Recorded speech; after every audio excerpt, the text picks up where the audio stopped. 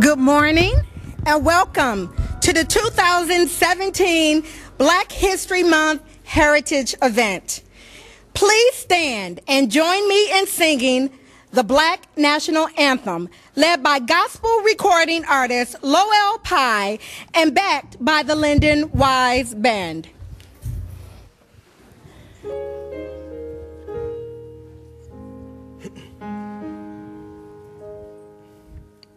Lift every voice and sing till earth and heaven ring, ring with the harmonies of liberty. Let our rejoicing rise high as the listening skies. Let it resound loud as the rolling sea. Come on, sing a song. Sing a song full of the faith that the dark past has taught us. Sing a song full of the hope that the presence has brought us. Facing the rising sun till our new day begun. Let us march on till victory is won. Come on, Stony the road, Stony the road we try. See, come on, felt in the days when hope unborn has died. Come on, have now our weary feet come to the place for which our Father sighed. Come on, we have come. We have over the. Come on, we have come, treading the path through the blood of the slaughtered, out from the gloomy past till and where, yes. Come on, here we go. God of our weary years, God of our weary. Come on, God of our. Come on, thou who has brought us thus far on. Come on, thou who hast thy might to the keep us forever. Come on, everybody sing this with us. Let's our feet, sing it loud. Let feet. We come on, let's our hearts. Let's our hearts drunk with the wine of the world. We forget the shadow beneath. May we forever stay true to our God, true to our native land.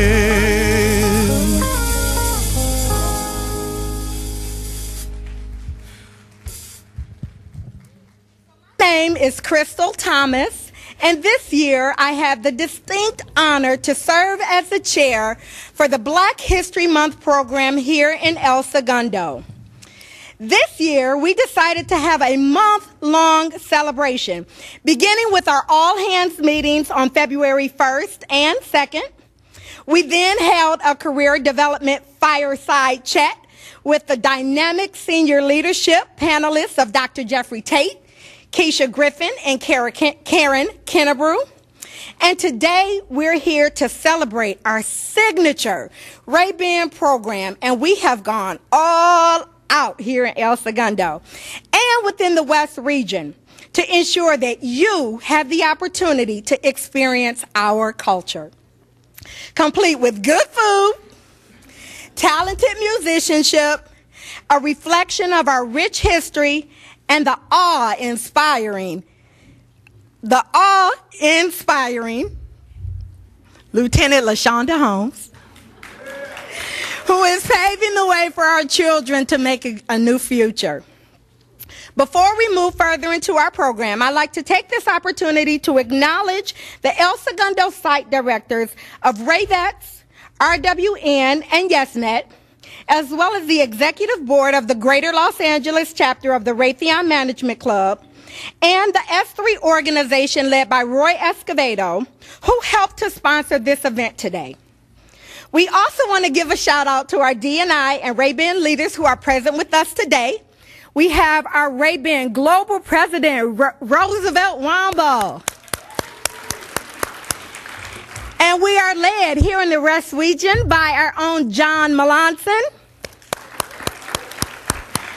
The El Segundo site is led by Barbara Bonaris. And our awesome and dynamic advisor, Cheryl Justin.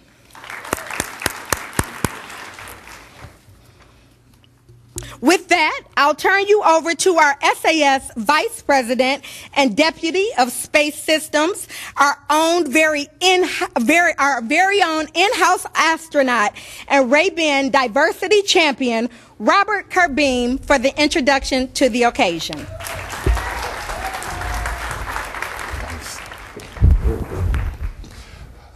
So good morning. How are you guys doing today? Oh, good, good, good. I want to say, first of all, I'm honored to be able to introduce today's event. I really do thank Crystal for inviting me, and thank you guys for giving me the opportunity to stand up here. And so I started thinking about what we're here to do and why we're here to do it. And I remember back in the 70s, I was an early teen, when they started celebrating Black History Month. And we always had a joke that went with it. Because it was February, we said, well, it gave us the shortest month of the year, right? So I guess we should be thankful. But what I didn't know that it actually started back in 1926 as Negro History Week. And the reason it was picked in February was because of the birthdays of Abraham Lincoln, right, and Frederick Douglass. And I didn't know that. I thought that was kind of interesting. So it makes sense to do it in February when you think about the original reason that the celebration started. So we, starting in '76, we started doing Black History Month, and this company celebrates Black History Month to celebrate people who understand and appreciate a culture of innovation and growth. We do it to celebrate not only the historical achievements of blacks, but the achievements of people of color in our current leaders too. We have a lot of people in this organization, people of color, who are doing great things, and we want to celebrate that. And we also want to make sure that those people feel appreciated. So what we want to do is we want you to, during this month, think about that. Think about how people of different perspectives help us, because the vision of this company is to use those differences to drive business results, to use different perspectives and diversity of thought to drive business results. That's what Tom wants, that's what I want, that's what everybody here wants. So I would challenge you to, instead of looking at people differently as maybe something that, looking at people who look different or think differently or have a different perspective, I think instead of looking at them as just different, we need to look at them as an asset to us. Because people who think differently, that diversity of thought, is how we consider everything and come up with the best solution for the people who are our customers. Right? I used to always tell people when I worked in mission assurance back in IDS, I said, if you don't think we're doing the right thing, tell me. And I said, you'll get one of two answers. You'll get the first, there's one answer you might get where I'll say, yeah, thanks for that input. However, we've thought of that, and these are the 3 reasons why we're not going to go down that path. Or I will say, thank you very much for that input. You just kept us from doing something very stupid because we did not consider that. Either way, it's a thank you. You're either giving me more confidence that we've made the right decision, or you're giving me the opportunity to correct a mistake. Either way, the diversity of thought that comes about from people being different helps. It helps a lot, and that's why it is so important that we promote that here at Raytheon and continue to celebrate that.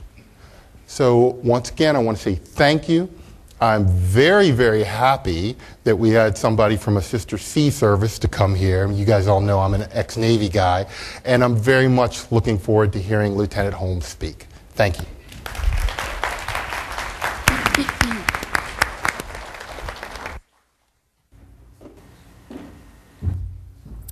Thank you so much, Robert. So remember, I told you that today was all about culture, about the heritage and the achievements of Black Americans. Well, in recognition of the central role of Blacks in U.S. history, I give you a cultural moment with Renee Bell Armstrong.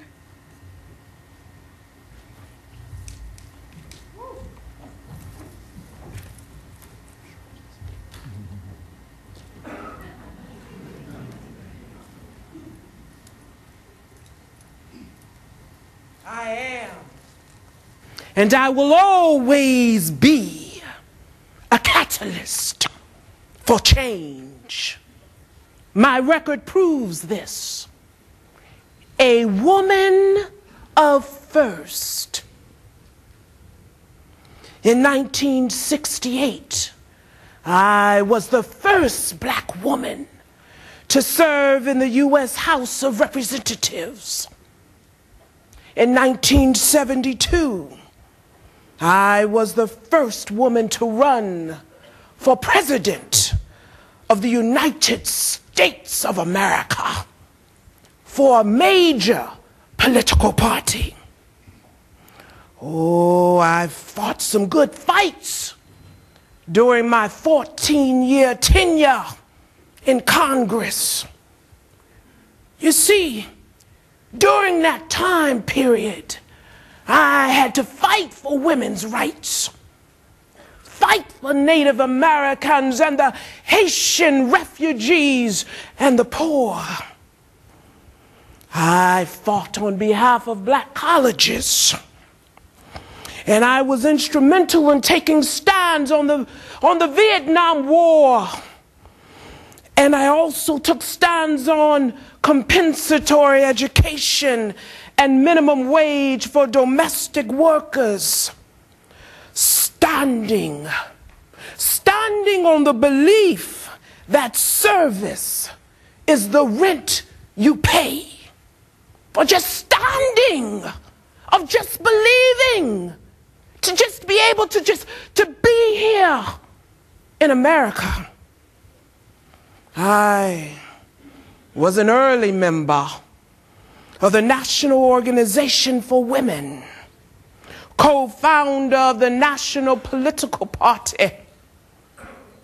I was a co-founder of the Congressional Black Caucus and a member of Delta Sigma Theta Sorority Incorporated. So, let me leave this with you. As you begin your trajectory of empowerment for the people, there's going to come a time when you're going to walk into a boardroom, a meeting place, and you're going to look around the table and you're not going to see a seat for you. There is no place for you at that table. There may come a time when you're feeling neglected and not welcomed at that meeting place. So this is what I need for you to do. When you walk into that boardroom and you see that there's no seat for you, I need for you to go back and I need you to bring in a folding chair. And I want you to walk into that meeting place and I want you to take that folding chair and I want you to open it up.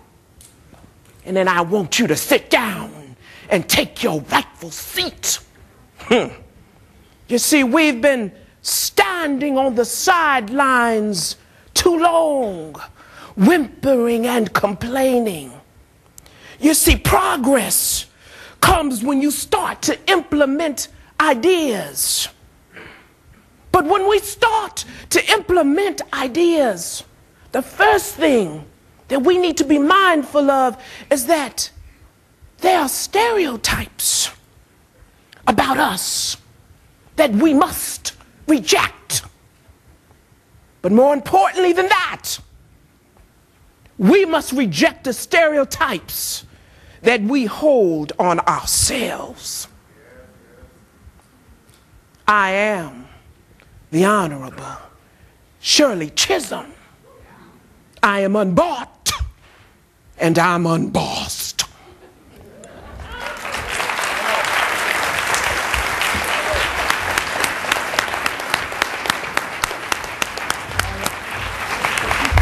Thank you so much, Renee. Or shall I say Shirley? Last year, we were inspired to be visible and engaged and told that the door to the boardroom was open. But even though sometimes the boardroom door is open, we may have to bring a folding chair and make our way to the table. Thank you, Renee Bell Armstrong, for reminding us of the impact and the central role Shirley Chisholm had on American history. Music is also at the heart of Black and African American culture. Gospel music, in particular, can be traced to the early 17th century and is based on hymns and sacred songs that were repeated in a call and response format as a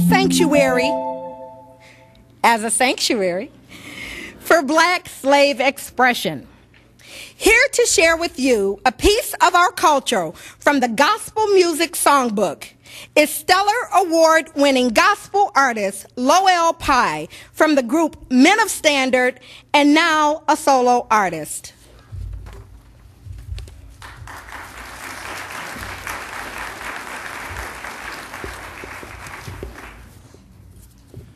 Daily I shall worship thee, Lamb of God who died for me, who extended endless mercies. Daily I shall worship thee.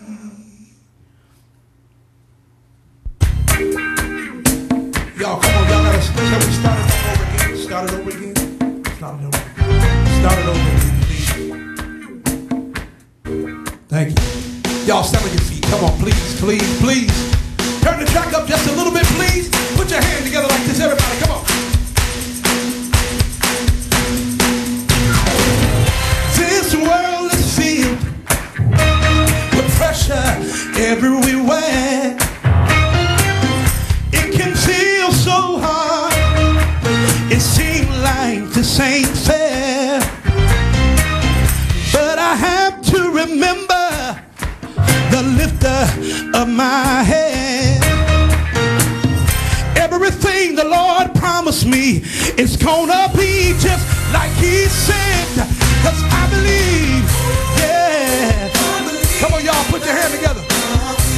Hey, I really do believe. Now y'all gotta move with me. Y'all gotta move with me. Yeah.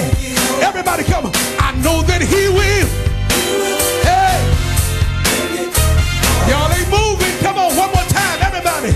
I know that He will make it.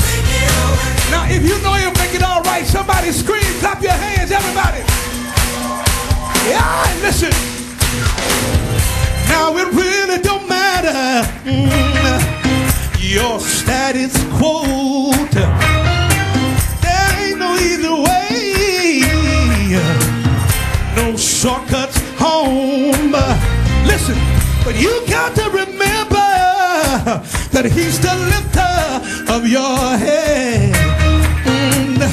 Everything the Lord promised you is gonna be just like He said. Everybody say, woo! Come on.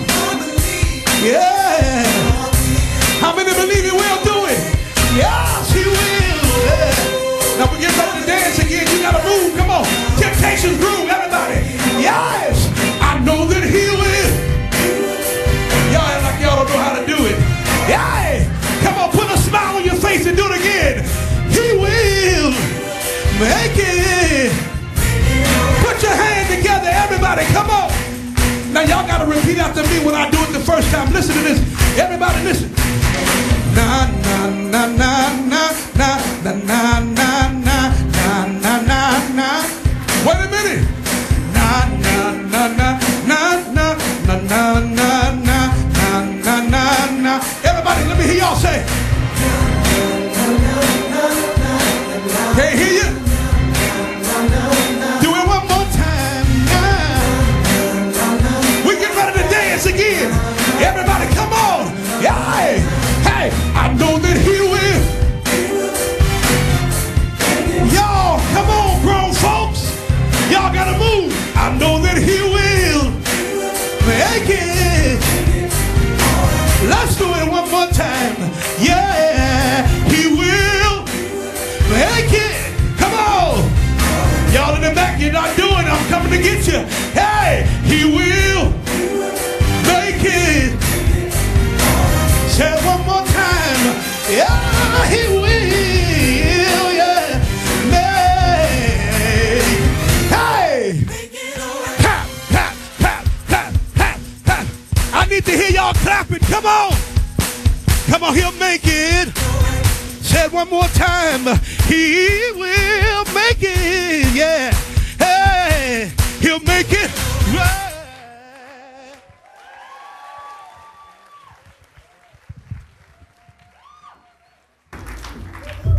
I'm always so inspired when I hear Lowell sing. Thank you, Lowell, for reminding us that he will make it. All right. If you are also inspired by Lowell's music, he did bring some CDs from his latest solo project, and he will be just inside the event center selling his CDs. So go meet him out in the lobby area. I'm tired, Lowell. Have us dancing. Well, this Raytheon, we engineers. I don't know about no dancing. Okay. And now, the moment we've been waiting for. LaShonda Renee Holmes is a lieutenant in the United States Coast Guard, the first black female helicopter pilot and the second black female aviator in Coast Guard history. Please watch as you discover her compelling story, and then listen as she shares with you how her story enabled her to break down barriers and emerge as the innovative leader she is today.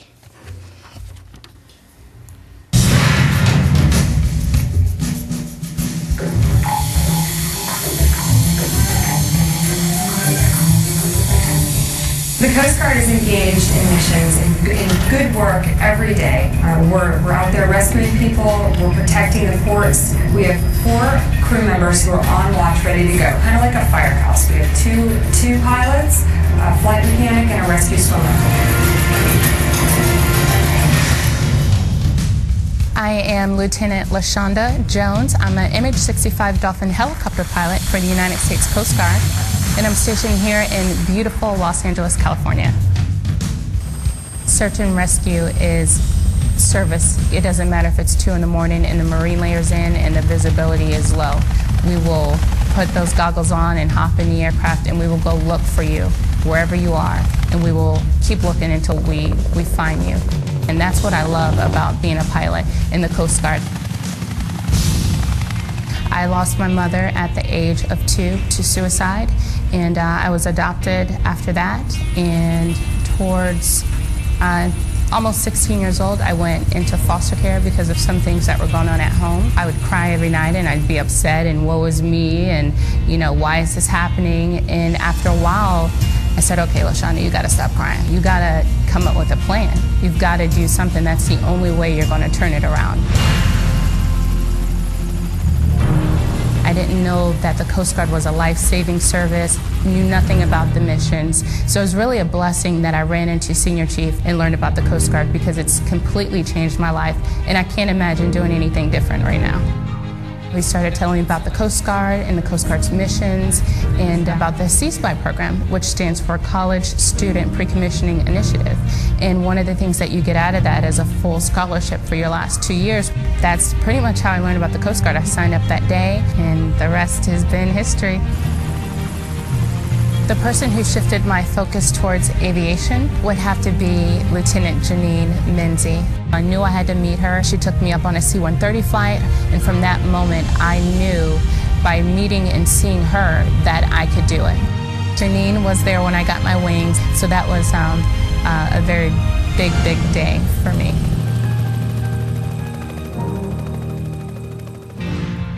Lieutenant LaShonda Jones is a very driven, focused officer, a very studious pilot. She represents progress. She's really good at inspiring youth. She's out there just trying to help young people figure out what they want to do and inspire them to just be their best.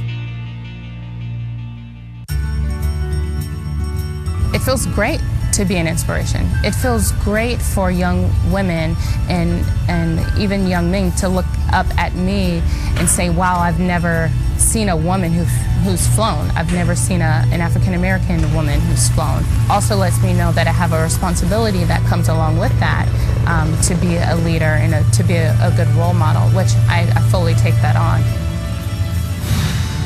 It's awesome that I get to serve in this awesome uniform. No matter where you fought, how old you are, or where you've even flown, we are all a small part of a bigger piece that would do what it takes to defend this nation and its ideals. My mother would be extremely proud, and I feel like maybe that's why I've been allowed to go through some things and make it out on this side of it and be successful. I am so blessed because I know my mother's looking over me, and I know I'm going to be just fine.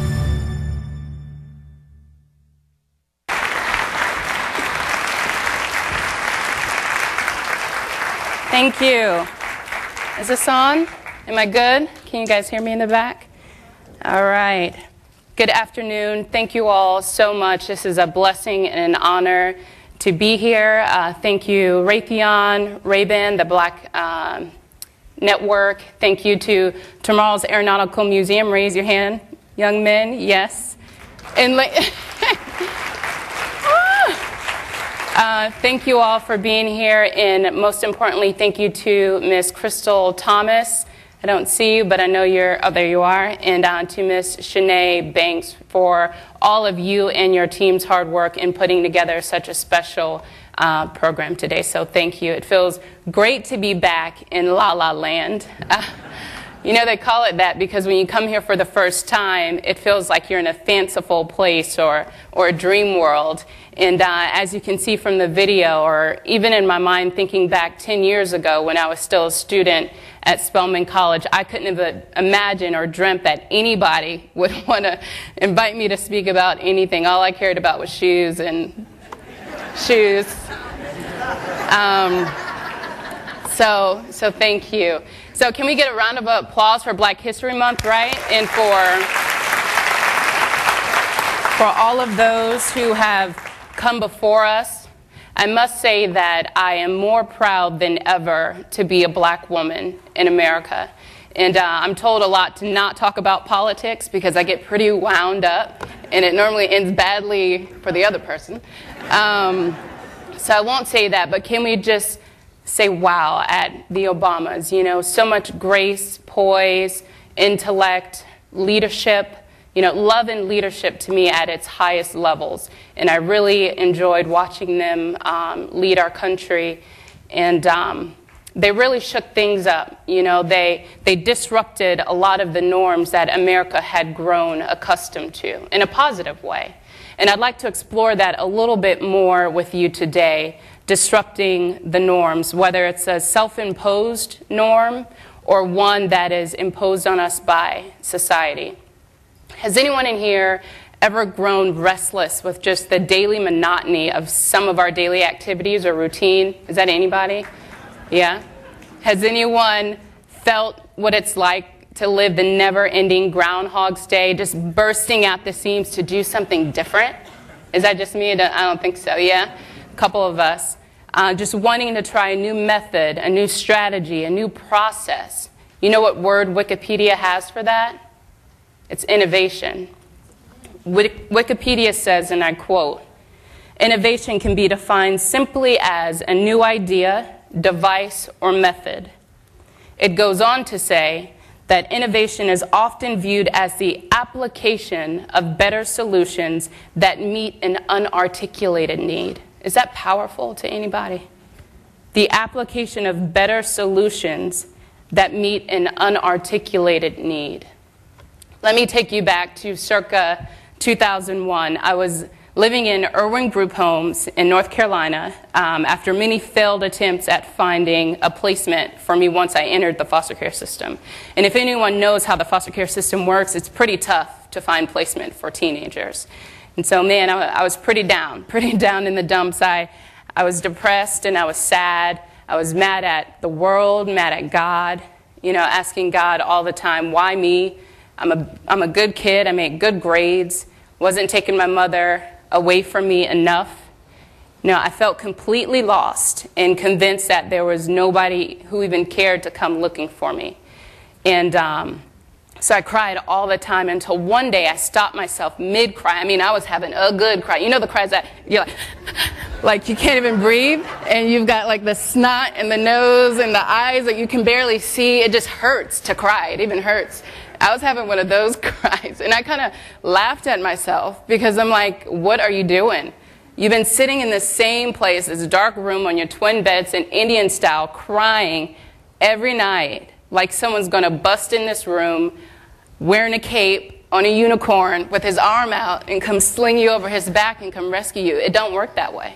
Maybe in La La Land, but it doesn't work that way.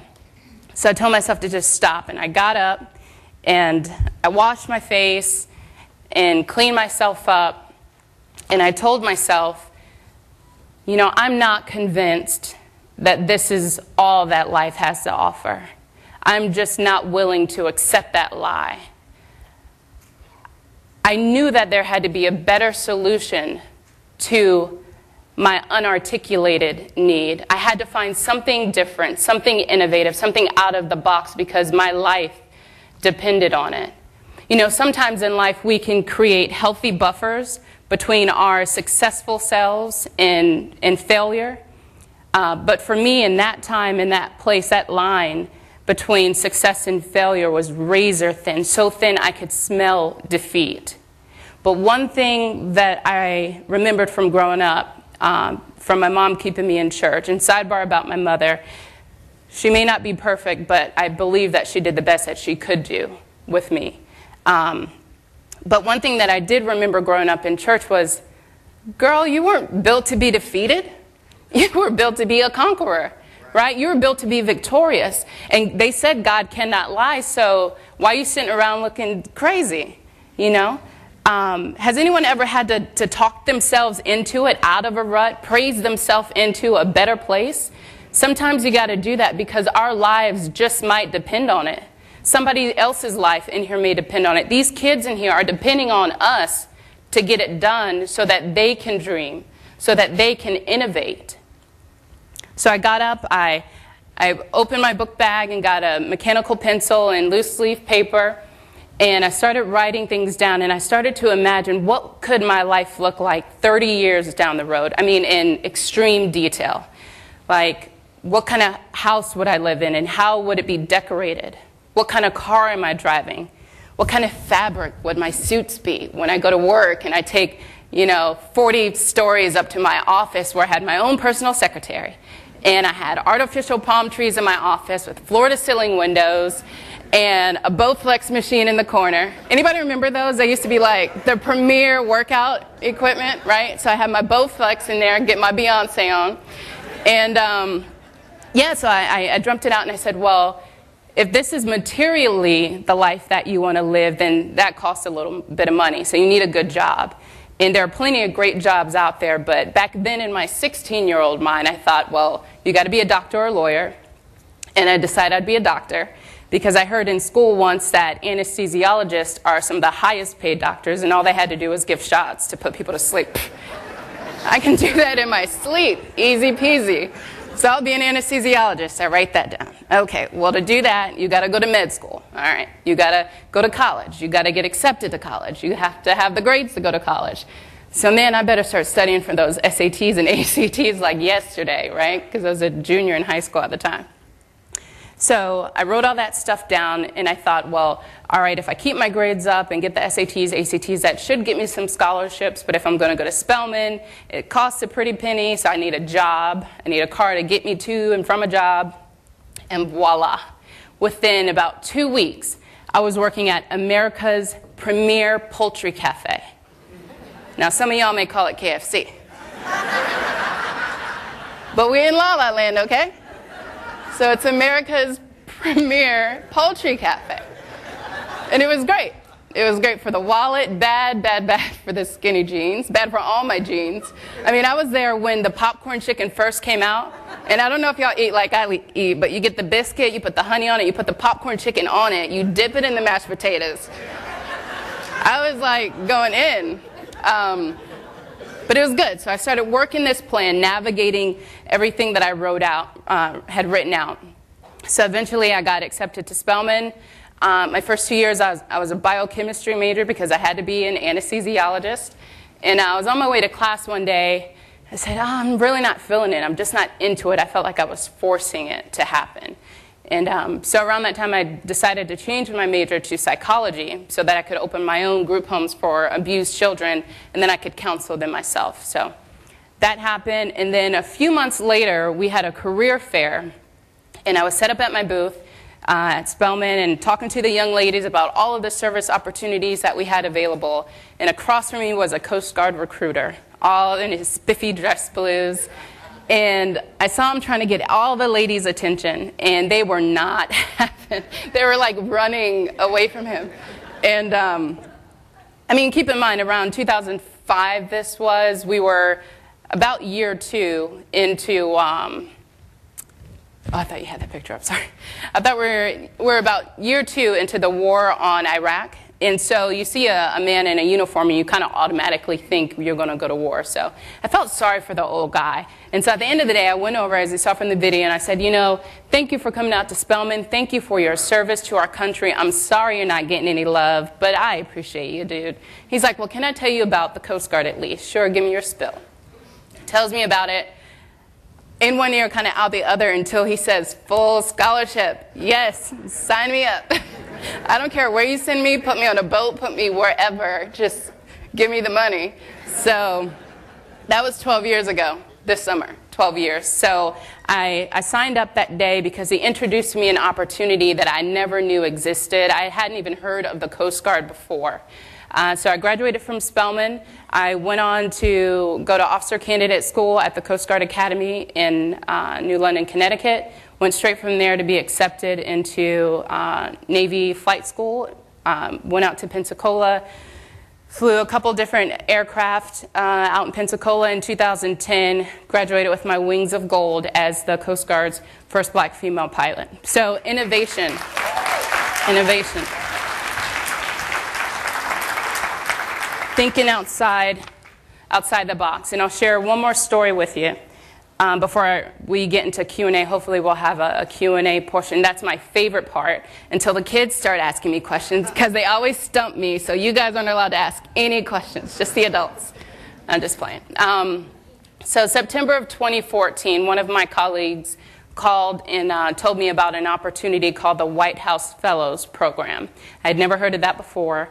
And so I read up on it, and the White House Fellows Program was created by Lyndon Johnson in the mid-'60s and has grown to become one of the most, if not the most prestigious fellowship for leadership in public service, where young men and women come to D.C. for a year. They get to see all of the inner workings of the federal government at the highest levels. And so I looked into it a little bit more to see if there had been any notable alum of the fellowship program. And lo and behold, you had folks like General Colin Powell, who was the former chairman of the Joint Chiefs of Staff, or Nicole Malachowski, who was the first female Thunderbird pilot, Sanjay Gupta, some of you may know, who was CNN's senior medical correspondent, or even General Wesley Clark, who was a former Supreme Allied Commander of Europe. The list goes on and on. So you can imagine what I'm thinking looking at this. There is no way, and you know what, they will accept my application, right? They're going to have a burn party just for my one application. And as soon as I thought that, I said, you know what, cut it out, because you don't know if you'll be accepted or not, especially if you don't apply, right? So I gave it a shot, and at the time I was not civically engaged. I think I go through these phases where I just disconnect my cable, I just detach, you know, because I get sucked into Real Housewives of Atlanta and like all this stuff. And so I think I was going through one of those phases. I was not watching the news, not into politics or anything. And because of that, I thought it would be the prime time to challenge myself to apply for the program. And not just because it's a good program, but I really wanted to prove to myself that I could consistently put in this max effort, even in an arena that I was not familiar with. And I don't know about any of you, because you're all very competent, achieved, successful people. So I'll just speak for myself when I say there have been plenty of times in my life where I've only put in 80% of effort because I knew the job could still get done and get done safe. Is that just me? Oh, I don't see any hands. They'll leave me hanging? Golly, this is a tough crowd. So yeah, it happens to the 5 of us in here. So, you know, I wanted to take this opportunity to really, you know, stick it to myself, get out of my own kind of norms and go out for the program. So I submitted my application January of 2015, went on to the regional competition in New York that spring, and went to the national competition in DC that summer. And so you can only imagine when the director of the fellowship called and said I was accepted, I almost fell out my seat, child. I was so excited because I knew that all that hard work had paid off, even with something that I really knew nothing about. So my year as a fellow just ended August of 16. And I had the opportunity to work as a special assistant to the administrator of NASA, General Charles Bolden, who is just a phenomenal man, leader, father. I got to see him every day at work for a year. He's fantastic. Came from the segregated South, grew up in Columbia, South Carolina, fought his way into the Naval Academy, became a Marine aviator and test pilot, got looked at by NASA in 1980 to be an astronaut, and became an astronaut in 81, has done 4 missions into space, just phenomenal. So being able to work under his leadership, which NASA's been the best place in government to work for almost the last 5 years, 6 years straight now, and a lot of that is because of his leadership, and also to be able to work under the Obama administration for the last year really meant a lot to me. You know what, I lied. I'll share one more story with you, if you don't mind.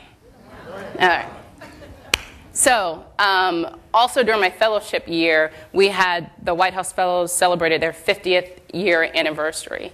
And so we had an event at the White House where the president was going to come and say, congratulations on your 50 years of leadership and all that. And so General Bolden was on foreign travel, so his deputy administrator, Dr. David Newman, came with me to the event. It was packed house because all of the fellows present, there were hundreds and hundreds of anyone who had ever been a fellow.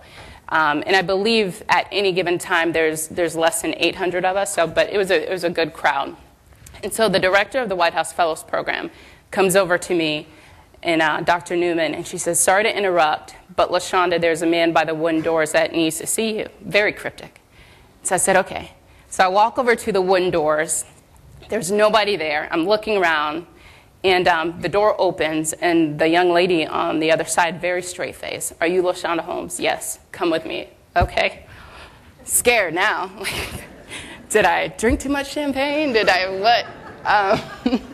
So we went through this little hallway, and she takes me into the room where we're going to have the event.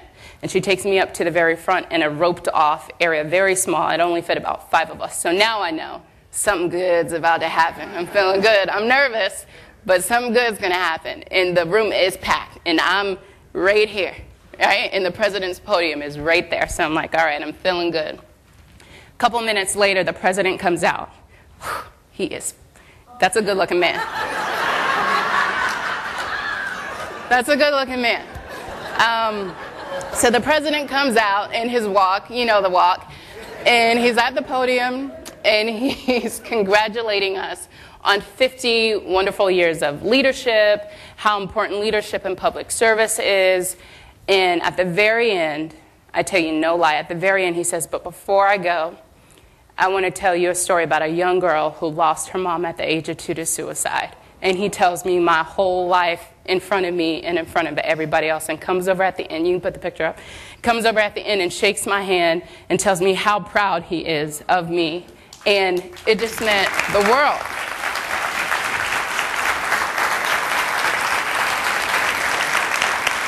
You see that big cheese on my face? You see those people like, I wish the president was shaking my hand, and he's shaking my hand. Little old me. That's my name tag in my hand, if you don't believe it. Just because I changed my hair out, that's me. So I don't say all that to impress you, but to impress upon you that innovative thinking can change your life. It could change your circumstances, it could change your family's lives, it could change the world. And innovation doesn't exist just in STEM or in the tech sector. It exists in that person looking back at you in the mirror.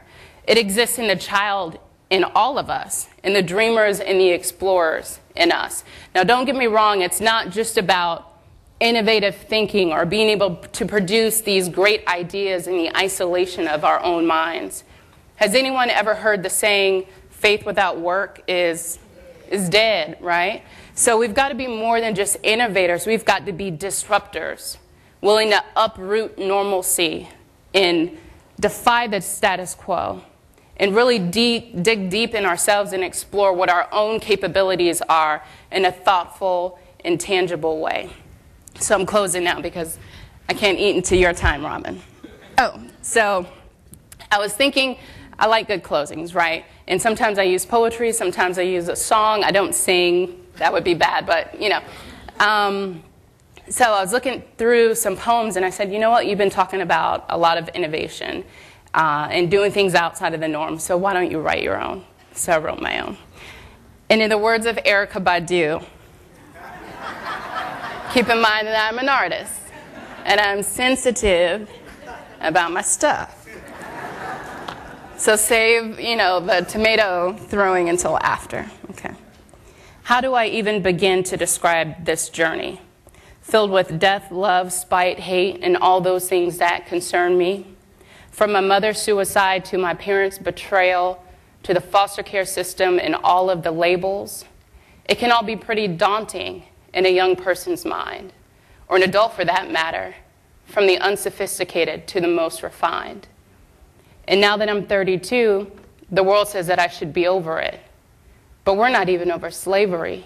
And how long ago was that?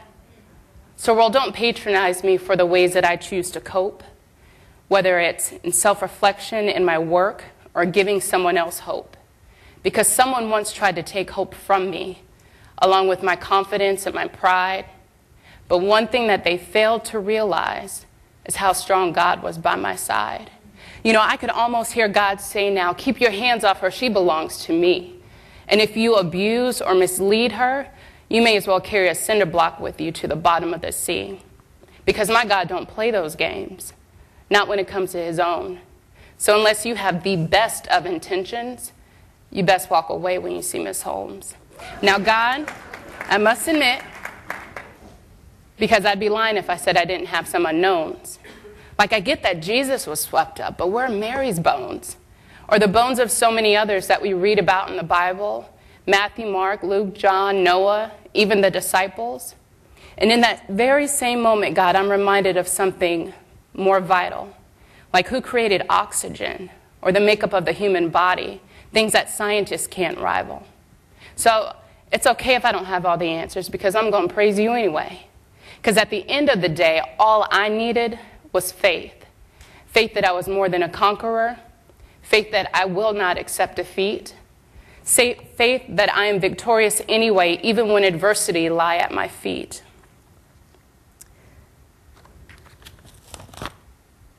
Faith to find better solutions, faith to innovate, faith to be a positive disruptor, and faith to create.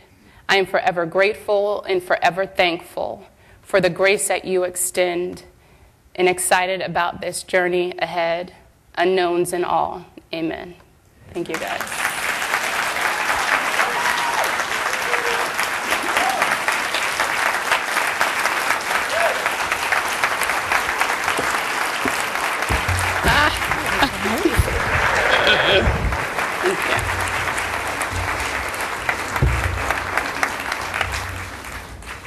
What an amazing story, Lieutenant Holmes. I'm sure our audience has loads of questions. Are you okay to take some Q&A? I am. Okay, brilliant. So this is how we're going to do Q&A.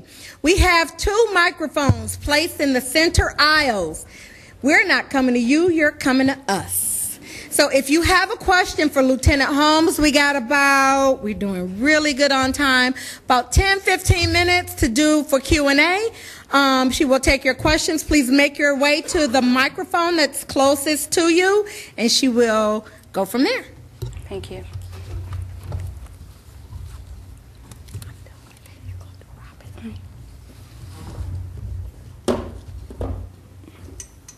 Oh, don't be shy.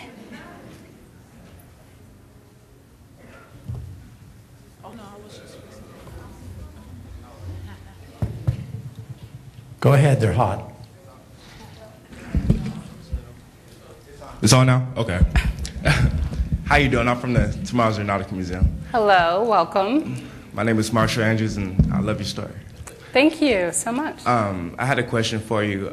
With all this studying and you having to keep your focus, how did you deal with all the envy, like going towards getting your golden wings with you being the only African American? Yeah, there are definitely some times in there where I question myself because when you get to flight school in Pensacola, you go through a few different stages. You go to introductory flight screening. They make sure you don't get airsick. You can fly, you can solo. Then before you start flying bigger aircraft, you have to do about 8 weeks of ground school, right? And so I get day 1, I get to ground school. I'm the only female in there. I'm the only black person in there.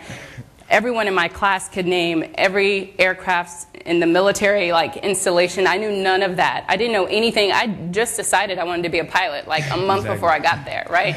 So we're talking about Bernoulli's principle and the inverse of pressure and fluid and viscosity of fluid and all this kind of stuff that I really knew nothing about.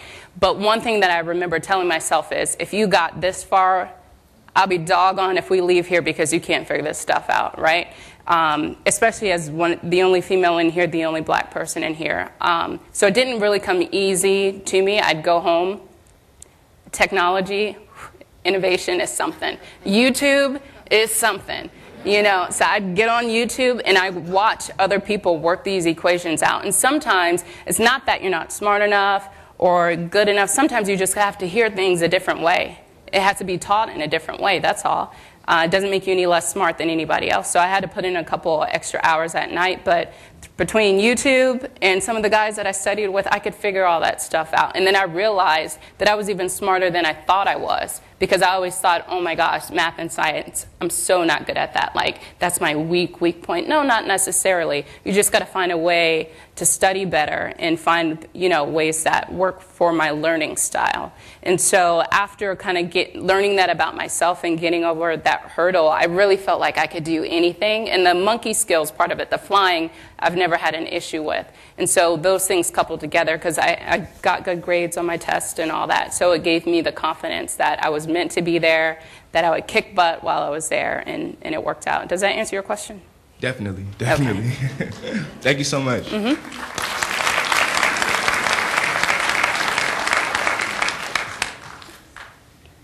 All the tan boys. I like it. Hi, my name is Elijah Perrins. I'm Hi, really Elijah. inspired by your story. I'm also from Tomorrow's Aeronautical Museum. Mm-hmm. I know. My question would be, in all of your obstacles and stuff that you went through, what was the most satisfying moment for you during that? There's so many. There aren't so many. There's probably 3 or 4.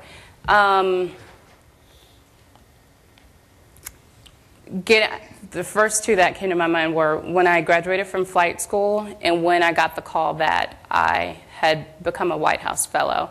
So when I graduated from flight school, that was huge for so many different reasons. Flight school, they have a high attrition rate. It's tough. You're flying a bunch of different aircraft. They expect you to know all the systems, all the aerodynamics, how everything works all the time. You're flying every day. So to finally graduate and get my wings meant a lot. A caveat to that, though, is because of some of the challenges I had growing up, I felt like a lot of the driving motivation behind some of my decisions were my parents.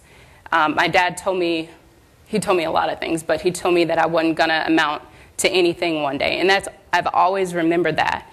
And so I think a lot of the decisions I've made, it's been like, I'll show you how smart I can be. I'll show you, I'll graduate from flight school. And I didn't even decide I wanted to be a pilot until yesterday. You know, a lot of my motivation was because of that. And so I think after I got my wings, I kind of let those kind of motivations go. And it wasn't until I went out for the fellowship, because I felt like I'd proven all I needed to prove by becoming a pilot, by making history in the Coast Guard, right? But the fellowship was something that was just purely me. It was just something that LaShonda did for LaShonda. Not to show anyone, not to prove anything, just to work hard consistently for something that was a big challenge, and to make it and have a phenomenal year is one of my proudest moments. Thank you. Thank you for sharing.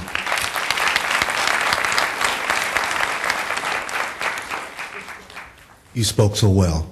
Thank My you. question to you, being old school, is that we have a room full of people that can mentor.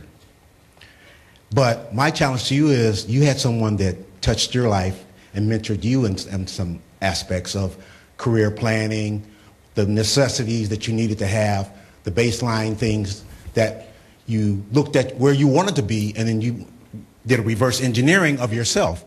How are you doing that for the next generation through you? Well, I do a lot of this. I talk to foster groups. I sit on a foster care board. There's another program out of LA called Girls Fly. I don't know if anyone's heard of it, but I do a lot of work with them. So I volunteer in my local communities. I'm stationed in Miami right now, so I've been there about 4 months. So I haven't really gotten my feet as wet as I'd like in Miami, but I do a lot of this with young people. Fantastic. Is that all right? Fantastic. Because there is a couple STEM schools that are at the junior high level. Yep. All girls on one side and all boys on another, and they would love to hear from you. Absolutely. I even did some work at Tomorrow's Aeronautical Museum. We used to go there, pilots from LA. We set up a program. We actually won the Partnership in Education Award the year that we set this up. And we went over and taught aerodynamics. We taught how planes fly, weather. Right, Robin? Yes. So we're doing it. I'm on top of it, sir.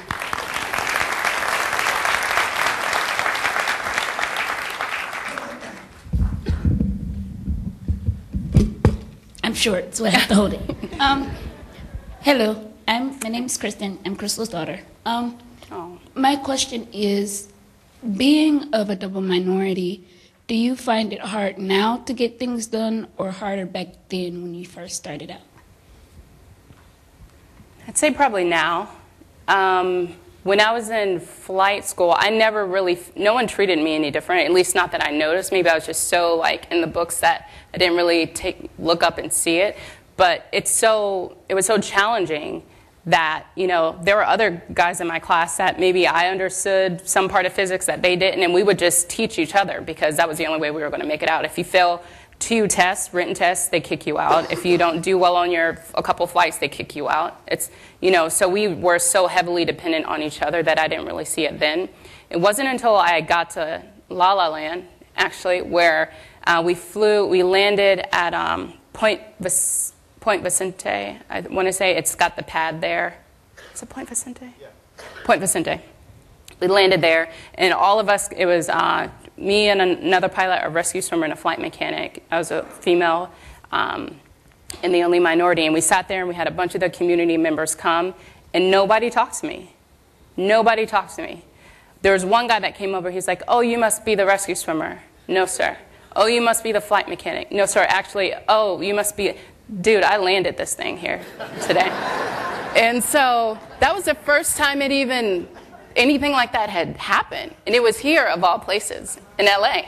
You know, it just blew my mind. And I didn't know if that was a female thing or a black thing. I don't know. But, you know, it's the world. People are ignorant sometimes, or people just, you know, aren't with the times yet. You know, sad for them. You know, dude, catch up, because you in my dust right now. So I don't worry about those guys.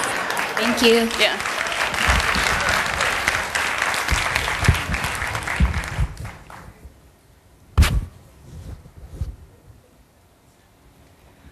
Very inspiring. Thank Enjoyed you. your speech. I have two questions. The first one is, I have a son. Are you available? I don't know. Just kidding. How old is he? He is 26, but he's gorgeous and graduated. And He's gorgeous. All right. But all kidding aside, I do have a daughter. Does he have kids? No. And he's working. We'll hook up. We'll hook up. But my second question is, what advice would you give the young ladies today trying to... Do not chase these boys. Chase your dreams. I mean, there's so much time. And I'd say that for the young men, too. There's just, you're young. You've got I'm still in the dating arena, right? Like, I can still do that now. I'm 32. You have forever to do it. What's important now is all the work you're putting in school, the community service, the flying, really becoming an expert at your craft, your hobby, whatever it is that you want to do. Because it's everything that you do now, I'm telling you, will reflect itself, will manifest itself next year, 5 years, 10 years from now. The only reason I even got accepted to Spelman was because I kept my grades up and did service. The only reason I got one of the scholarships that I did to go to Spelman was because some of the things that I was doing in high school. The only reason that I became a fellow was because of all these things that I had done 5, 10 years prior to that. So those are the things that are important. Y'all are all beautiful. Y'all will be beautiful in 10, 20 more years after you have good jobs with benefits and all that kind of stuff. So just stay focused on what's important. Hi. I wanted to say that it sounds like you have a lot of internal strength, even as a child, to get through all of the challenges that you faced, both emotionally and in foster care. Who did you look to, or who did you see as an inspiration for you, and that you wanted to either emulate or pull strength from to help lift you up? Yeah, that's a good question. We'll go back to my mom, and when I'm saying my mom, it's my mom who adopted me, who actually happens to be my aunt, my mom's sister who passed. And she's been married several times, and I've seen her be physically abused for years. And she was in the Air Force. She's retired Air Force. And so even though we've gone through some bad times, and we still don't have much of a relationship now, what I really remember of her was how graceful she was. Before she got married again, when it was just her and I, she'd come home in her fatigues and then take that off, and next thing you know, she's in something stylish, and she's filing her nails and having a glass of wine. And she was so smart and articulate, and she was just, to me, everything that a lady and a woman was, even though she was getting beat up and miscarriages, and we'd be in the hospital together. You wouldn't know it a week later. Whether that's a good thing or a bad thing, I'm just saying, when I was young, to me that was so empowering, of strength and beauty and smarts, kind of all in one. And so I think I remember a lot of that. And again, her bringing me up in church. I'm going to mess up this scripture. But it says something like, if you raise youth kind of in the word, then eventually they'll kind of come back to it. They won't sway too far from it. And I think that at my very lowest points, especially being in the group home, where I remember telling God, I was like, if this is all life has to offer, then you can kind of spare me on the wake-up call. Like, I never really thought about committing suicide, but I definitely just felt like just completely over everything that was happening. But the more I could like hear myself be so angry, the more I started to one day started to realize the things that I was grateful for. And so I kind of start there, like, well, at least you're alive. Well, at least you've got all your limbs. Or at least, you know, things could be worse because the girl in the other room, she's had it way worse than you have. And so then I started just finding things to be praiseful about and to be excited about. And then that would excite me. And then I'd start mapping out, how am I going to get out of this? What's the master plan? And that became exciting for me. And so I hope that answers your question. I've gone off on so many tangents, but is that good? Okay. All right. So thank you for those questions. That's all the time we have for that. Next up, I'd like to introduce to you tomorrow's Aeronautical Museum and the man behind the magic, Mr. Robin Petgrave. Yes. Tomorrow's Aeronautical Museum was founded by Robin in 1998 with the mission to preserve the legacy of the Tuskegee Airmen by introducing and exposing kids to aerospace and aviation and all of the wonderful career opportunities that exist within those fields. And just in case you missed it, on every Disney Channel for the last month, here's a short video to bring you guys in the loop on what TAMS has been up to. Soaring through the sky, imagining you have wings. But what if your dream of flying came true? Nate Potvin, pilot not of a plane, but of a 150-foot flying robot on the Disney XD series Mech X4. We're here at the Tomorrow's Aeronautical Museum in Compton, California, and we're gonna meet some real high flyers. Tomorrow's Aeronautical Museum, it's a living classroom. We've actually serviced over 10,000 kids in the last 17 years. Every day we get between 30 and 120 kids here. There's over 4,000 kids actively enrolled in the program. It brings diversity in aviation together. I was 15 years old when I set a world record by becoming the youngest African-American female to pilot a plane from Compton, California to Newport News, Virginia. Kimberly was an amazing young lady. She showed up here when she was 12 years old, and we said, oh, great, you want to be a pilot? And she said, no, I want to be a cardiovascular surgeon, but I also want to learn how to fly. Here at Tomorrow's Aeronautical Museum, I learned about the history of the Tuskegee Airmen, which is the history of black pilots who fought for our country in World War II who go unrecognized. Well, the Tuskegee Airmen was known as a group, but Charles Anderson, better known as Chief Anderson, he was the driving force behind that. Similar to my flight, Chief Anderson made the first round-trip cross-country flight in 1933. During his epic flight across America, in Los Angeles, he made a stop at the Grand Central Air Terminal, which is now owned by Disney. Without Chief Anderson, there would have been no Tuskegee Airmen. There would be no Tomorrow's Aeronautical Museum. The best known achievements was Eleanor Roosevelt showed up in Tuskegee, Alabama, and she said, well, you know what, I'd like to go for a flight with you, Chief Anderson.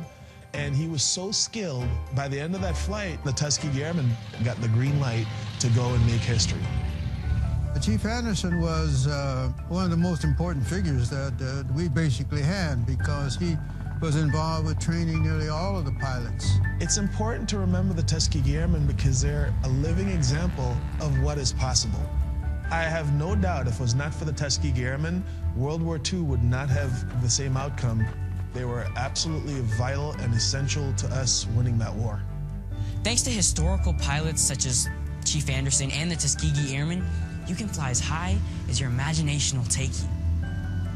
Thank you, Chief Anderson, for your bravery, your perseverance, and your leadership.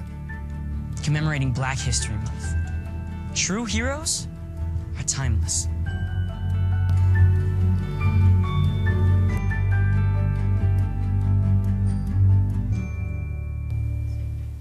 Without further ado, Mr. Robin Petgrave.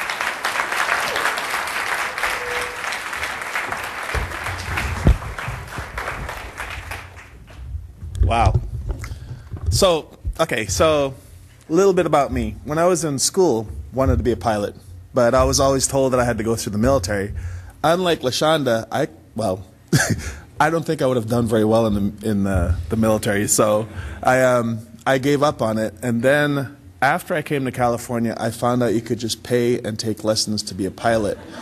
And I felt like this big secret had been kept from me. I would have made completely different life choices had I known that I could just work and become a pilot.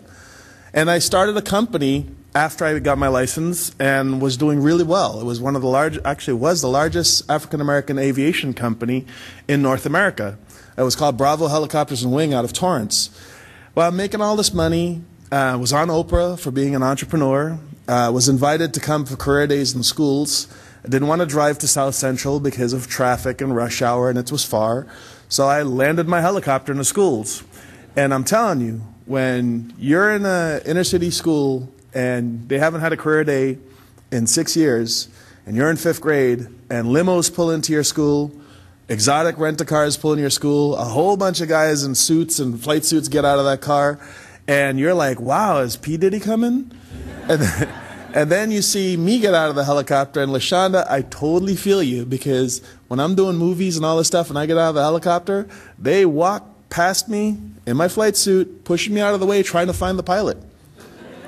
And when those kids see me get out of the helicopter and realize that not only am I the pilot, because they didn't even know black people could fly helicopters, and when they see that I'm not only the pilot, but I own the helicopter and the company, and all those people there worked for me and all that stuff I owned, they were just like, whoa.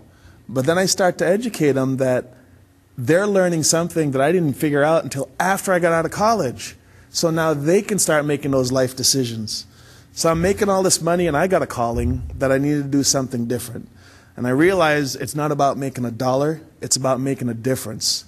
And so I got rid of all my stuff, and I founded Tomorrow's Aeronautical Museum to build a place where if a kid has any of the same desires that I did, but none of the resources because of what they look like, where they come from, their gender, whatever, they could come to this place and make themselves anything they want. And it's about exposure and having a place where you guys could come down and start mentoring and start communicating and exposing the kids to you and how you got to be these wonderful, accomplished people. And I'm telling you, when you take that environment where you tell kids as young as 7 and 6 years old that they can do anything and give them the actual means to do it, I'll give you a couple examples. Kimberly, you saw her in a Disney video. Stand up. She did her undergraduate at UCLA, and during her undergraduate, she found out that being a neurosurgeon is harder than being a cardiovascular surgeon. So she's interviewing to go to medical school to become a neurosurgeon. Keep standing, stand up. Her sister, Kelly Anidike, stand up. When Kelly was 15, she set a world record by being the youngest African-American female to solo 4 different airplanes on her 16th birthday. Well, she's our grant writer. She's also got her master's degree that she earned at the age of 23. So, Marshall, this guy answered, Marshall, when he started coming to the museum, he used to get in trouble. He used to get sent home almost we used to bet on what time I would send him home because I knew he was going to get in trouble. And then sometime getting out of high school, when I'm interviewing, trying to figure out what turns this kid on, I found out that he liked to cook. So we helped him to get to the Cordon Bleu. He graduated, did an internship, came back to LA, said he was going to sell cars. I said, what? He said, I got to make that paper, man. I'm tired of being broke. I said, what? I said, you've been around me since you were 6 years old and you haven't learned one thing? And he said, you're right. You got to find what you love to do because then you never have to work and you'll get paid to do your hobby. I said, okay. So I started a catering department, and Marshall is now the manager of our catering department at the airport. So if you ever want to have a gourmet lunch, you can come by the airport and this guy will knock your socks off with his food. Isaiah right next to him. Stand up, Isaiah. I don't know if you remember him. This past summer, he decided he wanted to, he decided when he's 18, he wants to set the world record by being the youngest person to fly solo around the earth at the age of 18. So to practice, he just did a flight this summer around America. He took off from Compton, flew up to Washington, all the way over to Maine, down to Florida, and then back to Compton. Almost 9,000 miles. And it's pretty amazing. Ebony Magazine selected him as one of the 100 most influential African Americans because this trip made so many people LaShonda Holmes themselves. They made all these people step their games up. You know, because they're like, if this little 16-year-old kid from Compton can do that, then I need to, you know, insert name here. Maybe I need to get that job. The guy next to Isaiah, he's been coming to the airport since he was 4 years old. Wants to be a singer. While that guy was singing up here, you should have seen him doing a dance. You got to watch this guy. And then let's not forget MacArthur right there. Stand up. MacArthur's been coming to the airport since he was 6 years old. Was terrified to fly. It took me 3 years to get him in the air. I had to bet him $50 to get in a helicopter to fly 1 inch off the ground for 10 seconds. When I landed, he happily took my $50 and then left. The next day he came back to the airport and he said, can we fly over to my school? I was like, to your school? You know I have to go higher than 1 inch to go there. He goes, yeah, well, you know, there's this girl on the playground. She's on the soccer field. You know, I don't want to go holler at her. Okay. And since then, MacArthur flies airplanes, helicopters, and he actually can run the museum. And then right next to him, this young man, this guy volunteers at the museum. This guy was injured on the job, and his company pays him to go to the airport and work and volunteer because that way he'll get better sooner and get back to work faster. So the museum is a place where, you know, I was told, build it. Because there's a serious issue coming up, right, that affects you guys 100%. There's an attrition. There's an aging workforce. There's a shortage of pilots, engineers, mechanics, air traffic controllers. There's a shortage of quality, technically minded, STEM-orientated individuals to fill this aging workforce. And the museum is a solution. We want to turn out thousands and thousands of these guys because Kimberly's not going to be a doctor. She's going to be an Uber doctor. You know? Isaiah's not going to be an engineer or a pilot. He's going to be president. Marshall, he's not going to be a chef. He's going to be a gourmet chef. They're going to make up words like, bam, kick it up a notch, just to describe Marshall's food. His restaurant, by the way, is called the United States of Yum. And it's about profiling different foods from around the country with his flavor. So, yeah, you know, I really appreciate being here. Meeting LaShonda Holmes has been one of the most inspiring and reaffirming things that have ever happened in my life. Because it's one thing to get a calling and to follow and go down a path, but you know, sometimes you're like, what the heck am I doing? But it's another thing to meet somebody that's actually living the life that you're trying to live. And you realize, yeah, I'm doing the right thing. I'm there. So thank you guys. Black History Month, Raytheon, you are the bomb. Thanks for having us. Thank you guys for being here.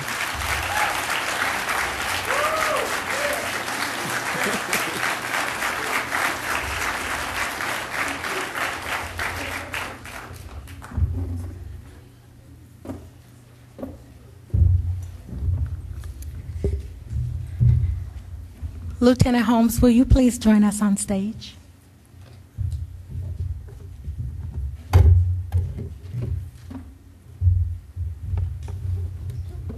goodies in there. So thank you, Lieutenant Holmes, for taking your off-duty time to speak with us for Black History Month, for our Black Heritage event. As you know, this year's theme was celebrating history, embracing culture, innovation, and growth. And today you certainly epitomized the essence of our theme and captivated our audience with your story. On behalf of Ray-Ben El Segundo, that's the Raytheon Black Employees Network, and all of us here at Raytheon, we want to show you our appreciation with a rather heavy token, and we hope you like it. Thank you again. I love it. I love it. Thank you. Thank you. Thank you so much. You're very welcome. I appreciate that. Can we do it in front of the Coast Guard flag? Just give me a minute. Well, this concludes our program for today.